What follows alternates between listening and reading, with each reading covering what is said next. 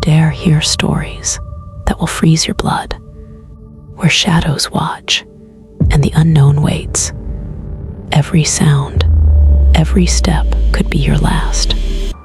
Unknown presence. Horror movie style font, misty glow, subtle flicker, shadows moving behind letters.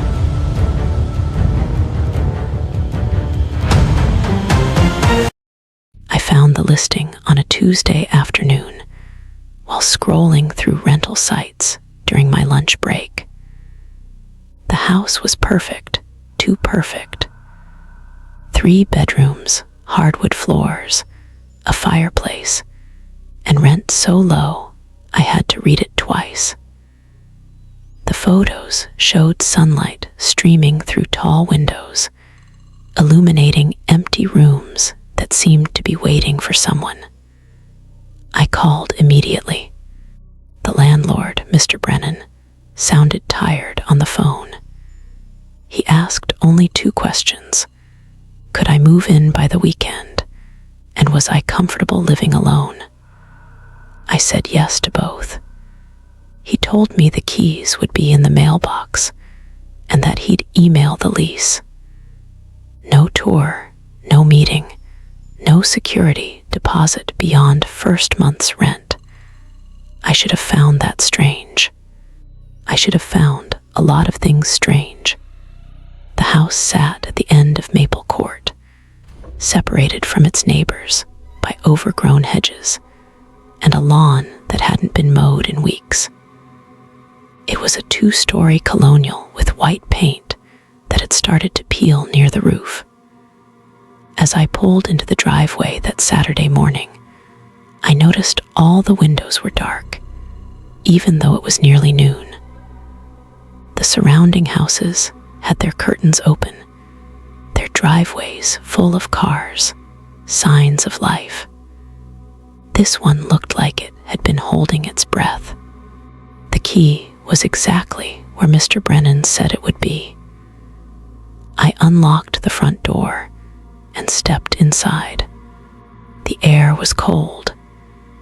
Not cool cold, like stepping into a basement in January. I checked the thermostat in the hallway, 72 degrees. But my breath was visible when I exhaled.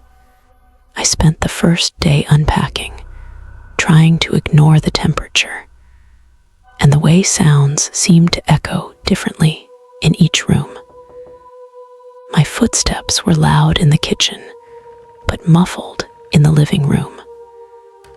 When I spoke aloud to test it, my voice came back to me slightly delayed, like the house was repeating my words a half-second later.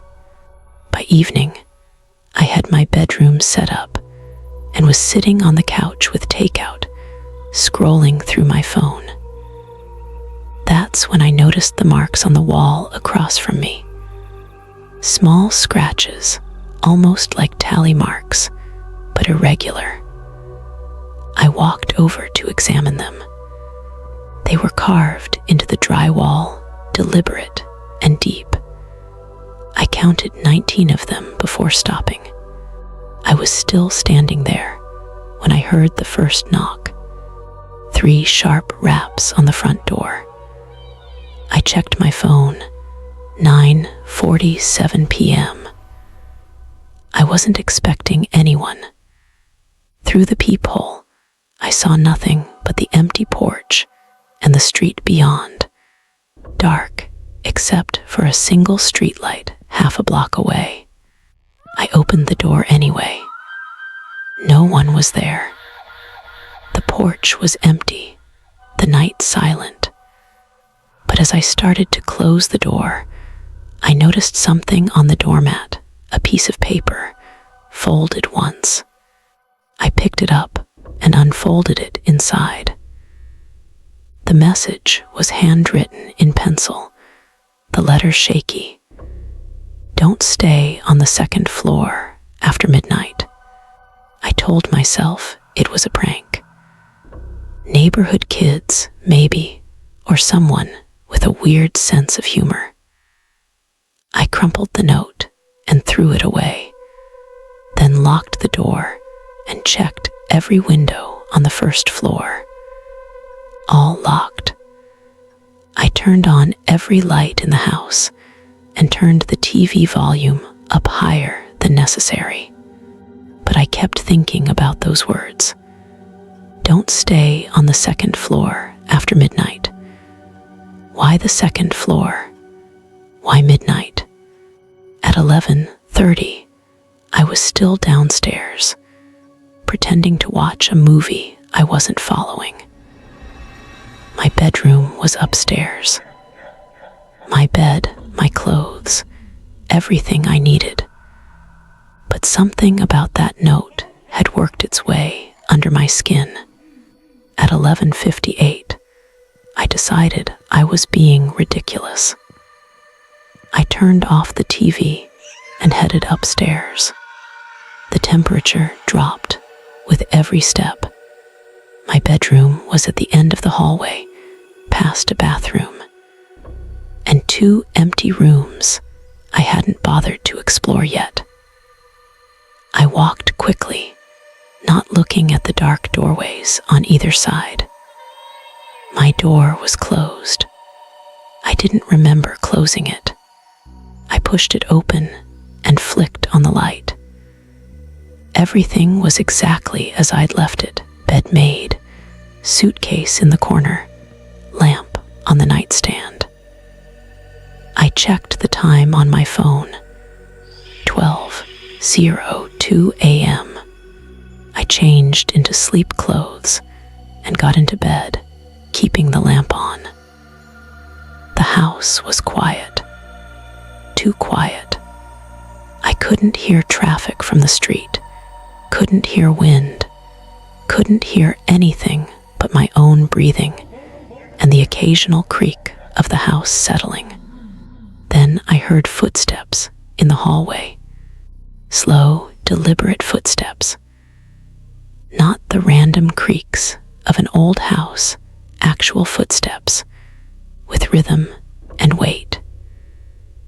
They started at the top of the stairs and moved down the hallway toward my room.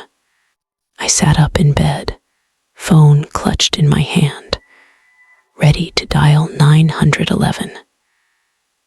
The footsteps stopped directly outside my door.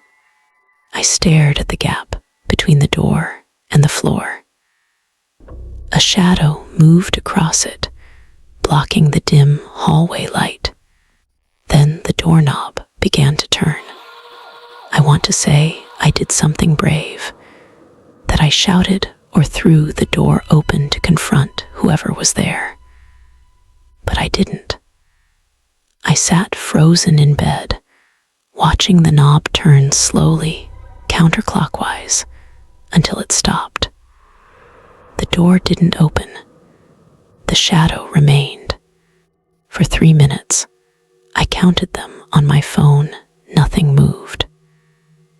The shadow stayed exactly where it was, and I stayed exactly where I was, too afraid to breathe loudly. Then the shadow pulled back, and the footsteps retreated down the hallway, slower than before, and descended the stairs. I didn't sleep that night. I sat with my back against the headboard, lamp on, door locked, listening. The house was silent again, but it felt different now. It felt occupied. Morning came gray and cold. I went downstairs at 6 a.m., exhausted and jittery from no sleep. Everything looked normal in the daylight, clean, empty, still. I checked the front door, locked.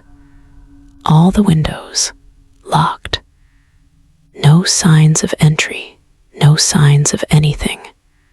I found the note I'd thrown away last night, sitting on the kitchen counter, uncrumpled and smoothed flat. I should have left then. I know that now. But I'd signed a year lease, paid first month's rent, and I didn't have anywhere else to go on short notice.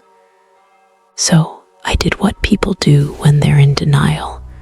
I rationalized. Old houses make noise. I was overtired. The note was just a prank, and I must have pulled it out of the trash myself without remembering. I spent the day outside the house, at coffee shops and the library, avoiding the inevitable. When I finally returned at 8 p.m., I came armed with more locks for my bedroom door and a baseball bat I'd bought at a sporting goods store. The house greeted me with that same cold air, that same waiting silence. I installed the locks on my bedroom door, 2 deadbolts and a chain. I put the bat next to my bed. I made a plan. Tonight, I would stay downstairs until morning. No second floor. No testing whatever rules this place seemed to have. At 11 p.m., I was on the couch with every downstairs light on when my phone rang. Unknown number. I almost didn't answer, but something made me pick up. Static filled my ear, thick and crackling. Then, underneath it, I heard breathing, slow and steady, like someone standing very close to the microphone. "Hello," I said. The breathing continued. Then a voice, distant and distorted, like it was coming from very far away. "Second floor." The line went dead. I sat there with the phone in my shaking hand, staring at the stairs. Every light in the house was on, but the stairway seemed darker than it should be, like the shadows were thicker there. My rational mind was screaming at me to leave, to get in my car and drive to a hotel, anywhere but here. But another part of me, the part that needed to understand, that couldn't leave questions unanswered, needed to know what was on the second floor. At 11:47 p.m., I started up the stairs. Each step creaked under my weight, the sound too loud in the silence. I kept my phone's flashlight on even though the hallway light was already on. When I reached the top, I stopped. The hallway looked different. The walls seemed longer, the ceiling lower. The 2 empty rooms I'd passed yesterday, their doors were both open now, revealing darkness inside that my flashlight couldn't quite penetrate. My bedroom door at the end of the hall was closed. I moved toward it slowly, passing the first empty room. As I did, I felt a rush of cold air come from inside it, like an exhalation. I didn't look in. I kept walking. The second empty room was on my right. This time, I heard something from inside, a faint scratching sound, like fingernails on wood. I was 5 feet from my bedroom door when I noticed it. The marks on the wall, those tally scratches I'd seen downstairs. They were up here too, carved into the hallway wall. But there were more of them now. I stopped and counted 34 marks, each one precise and deliberate. While I was standing there, I heard my bedroom door unlock from the inside. Not the sound of a lock being picked or forced, the clean, mechanical click of someone turning a deadbolt with a key. Then the second deadbolt. Then the chain sliding free. I hadn't gone into my room yet tonight. Those locks were still engaged, when I came upstairs. The door opened 6 inches, stopped, and stayed there. Darkness filled the gap. My lamp, which I'd left on, was off. "Hello," my voice came out as a whisper. From inside my room, I heard my own voice whisper back, "Hello." I ran. There's no shame in admitting it now. I turned and ran back down the hallway, past those empty rooms with their open doors, past the scratches on the wall, down the stairs so fast I nearly fell. I didn't stop until I was in the living room, gasping for air, my heart hammering against my ribs. The house was silent again. No footsteps followed me. No doors slammed. Just that thick, waiting silence that seemed to have a weight of its own. I grabbed my car keys from the coffee table. I was done. Hotels existed. Friends' couches existed. Anywhere was better than here.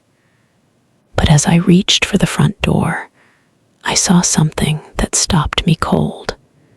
The door was covered in those same scratch marks, hundreds of them, carved deep into the interior wood. They hadn't been there when I came home. I'd walked right past this door 2 hours ago, and it had been smooth, unmarked. I touched one of the scratches. The wood was warm under my fingers, and the groove was fresh. I could feel splinters still clinging to the edges. Someone had done this recently. Very recently. While I was upstairs, I pulled my hand back and turned around slowly, scanning the living room. Everything looked the same.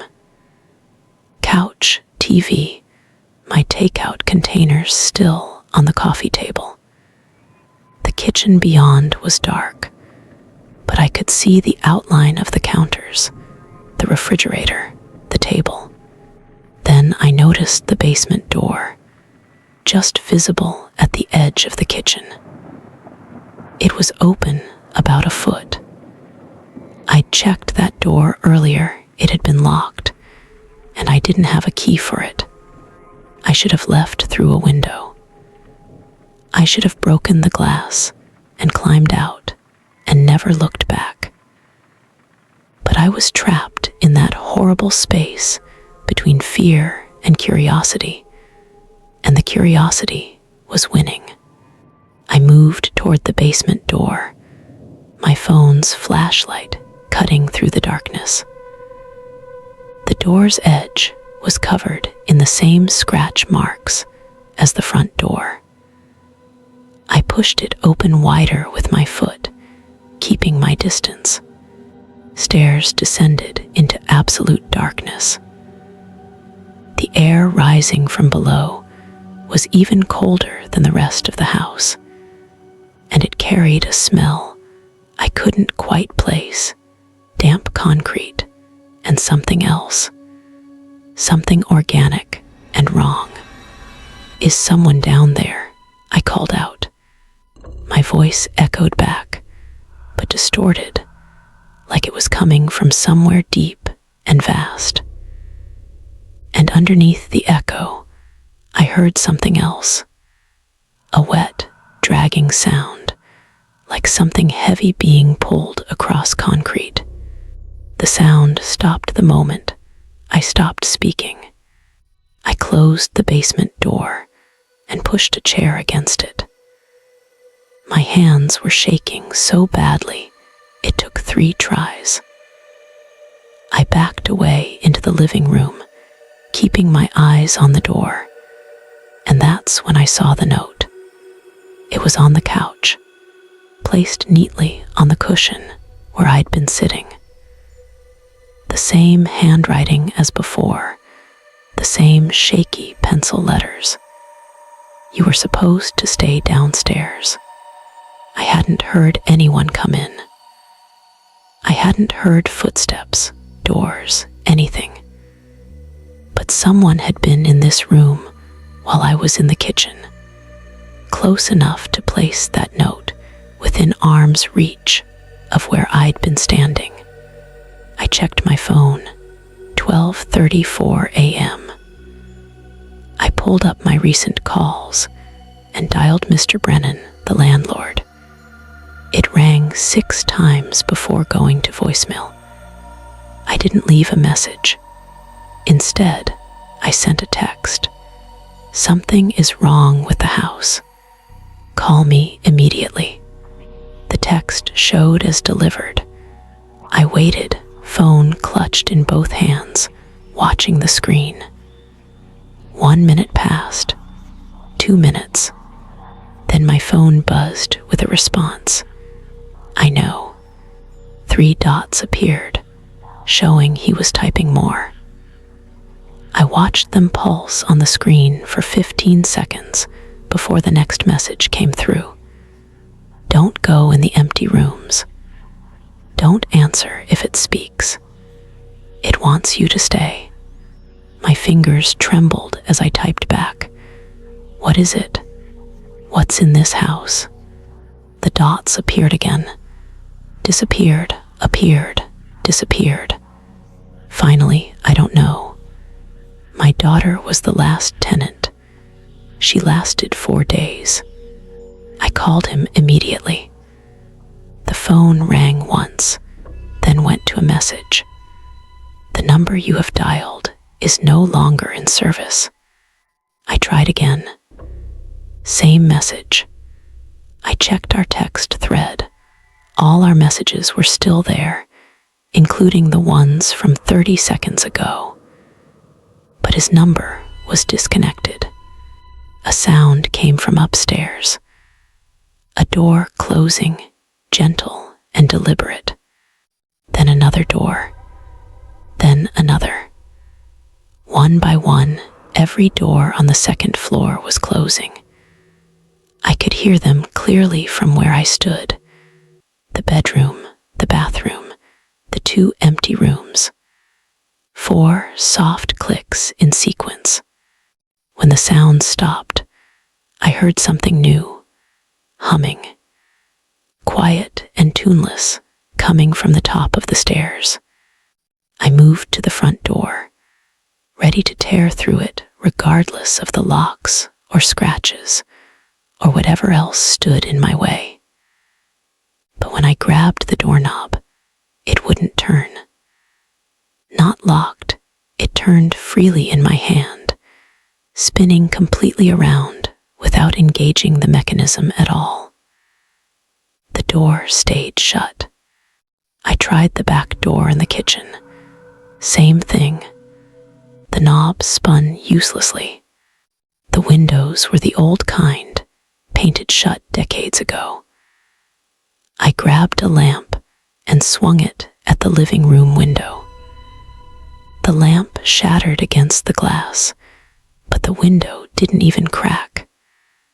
I tried again, harder. Not a scratch. The humming upstairs grew louder. I was trapped, truly trapped. My breathing came fast and shallow as panic clawed its way up my throat. I backed into the center of the living room, phone in one hand, broken lamp base in the other, watching both the stairs and the basement door. That's when I heard my own voice coming from the kitchen. Hello, it called, exactly as I'd said it upstairs earlier.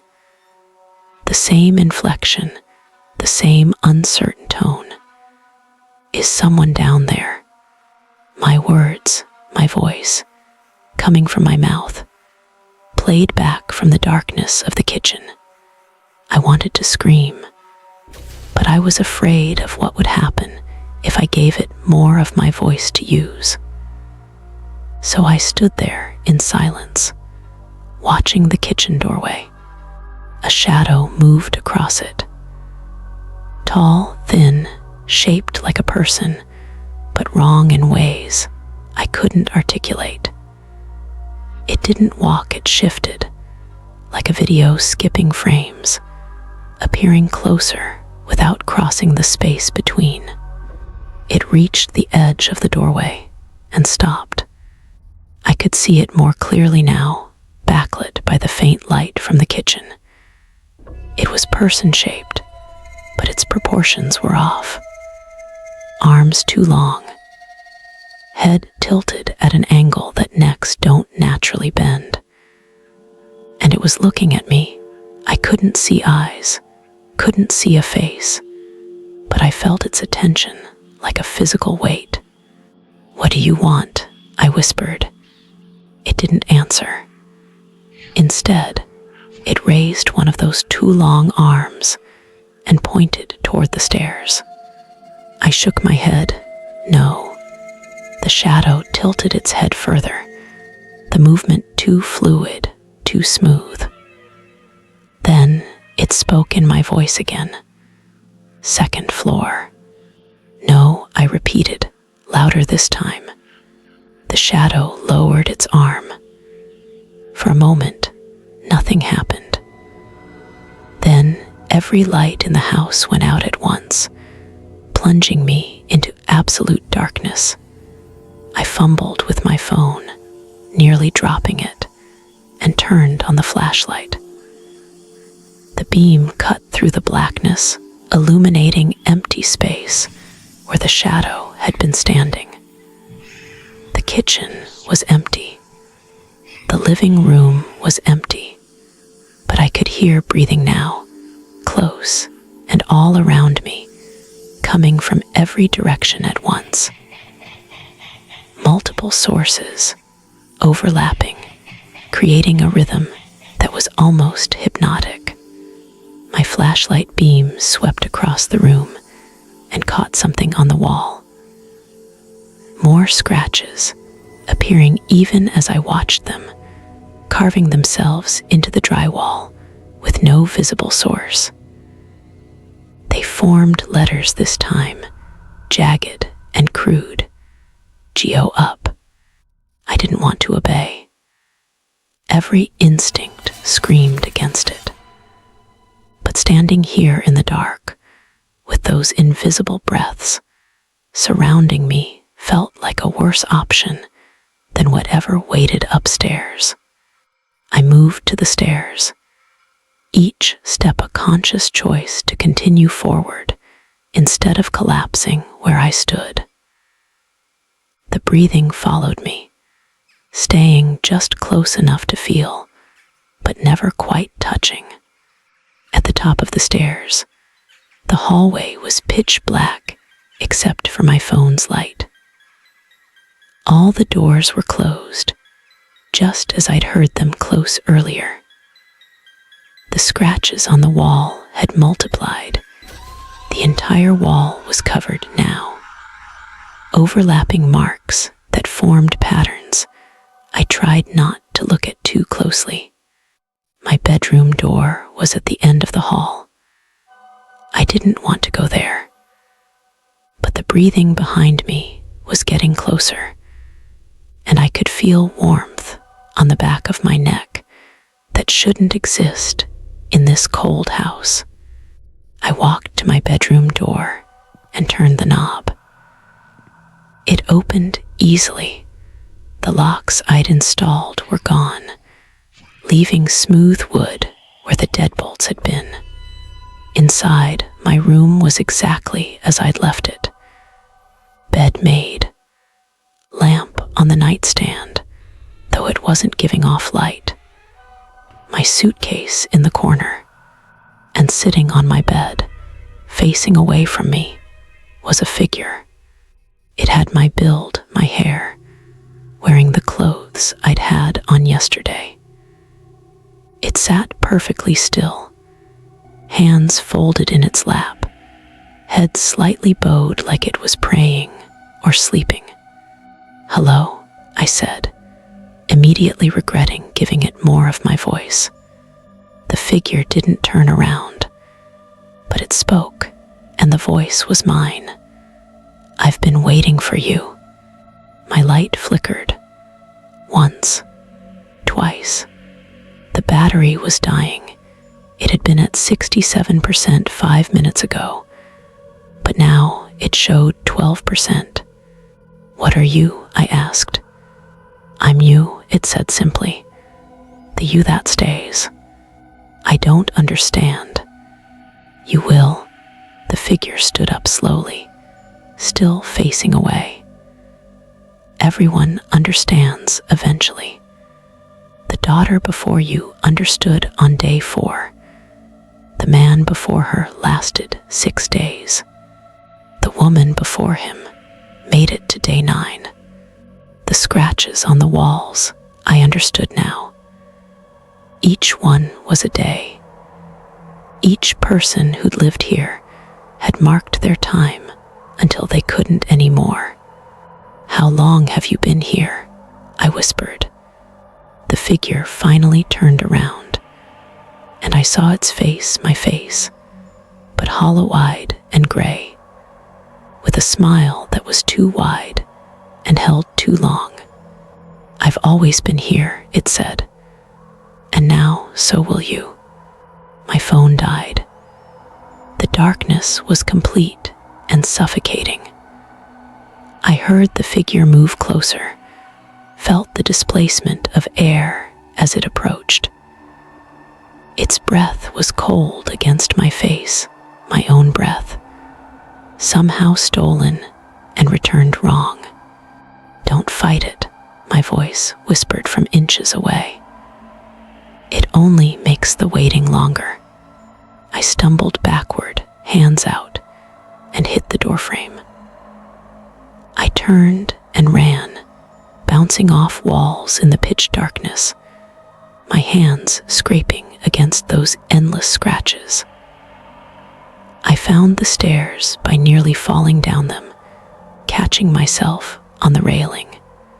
Behind me, footsteps followed. Multiple sets now, descending in unison. I reached the first floor and ran for the front door again, knowing it was useless, but unable to stop trying. My hands found the scratched wood, the useless doorknob. I pulled and pushed and twisted, accomplishing nothing. The footsteps reached the bottom of the stairs. I turned and pressed my back against the door, surrounded by darkness, listening to them approach. Multiple figures, all moving in perfect synchronization. I could smell them now, that organic wrong smell from the basement, mixed with something like old paper and dust. They stopped just out of reach. I couldn't see them, but I could feel them there, standing in a semicircle, waiting. "Please," I said to the darkness, "please let me go." Silence. Then, in chorus, all speaking with my voice, "But you just got here." A light appeared not from a bulb or lamp, but a glow emanating from the figures themselves. Soft and blue, it illuminated 5 shapes standing before me. All of them had my face. All of them wore clothes I recognized from my suitcase. All of them smiled that too wide smile. The one in front stepped closer and extended a hand, palm up, offering. "It's easier if you choose," it said with my voice. The ones who fight live in the walls. The ones who accept get to stay in the rooms. I looked at the hand, my hand, pale and cold in the blue light. "How long?" I asked. "Until the next one comes," all 5 answered together. "Then you'll help us welcome them home." The phone in my pocket buzzed. Impossible. It was dead. I pulled it out with shaking hands. The screen was black, but words appeared on it anyway, glowing white. Then the screen went dark again. I'm writing this now while I still can, while I still remember that there's a world outside this house where doors open and phones work and breathing belongs to just one person at a time. The figures are letting me write. They're sitting on the couch, all 5 of them, watching me with patient expressions. The sun should have come up an hour ago, but the windows are still dark. My landlord won't answer. The doors won't open. And I can feel it starting, that sense of permanence, of belonging to this space. Like the house is slowly digesting me, breaking me down into something that fits. There are still scratches appearing on the walls, faster now. I've stopped counting them. If you're reading this, if somehow this gets out, don't look for the house on Maple Court. Don't trust rental prices that seem too good. Don't ignore the warnings you find on doormats. And if you do find yourself here, in this cold house, with its scratched walls and wrong shadows, don't go to the 2nd floor after midnight. But you will, they always do. I can hear footsteps upstairs again, more than before. The house is getting ready for something, preparing. One of the figures just stood up from the couch. It's walking toward me with that too smooth movement, holding something out. A pencil. It's time to add my mark to the wall.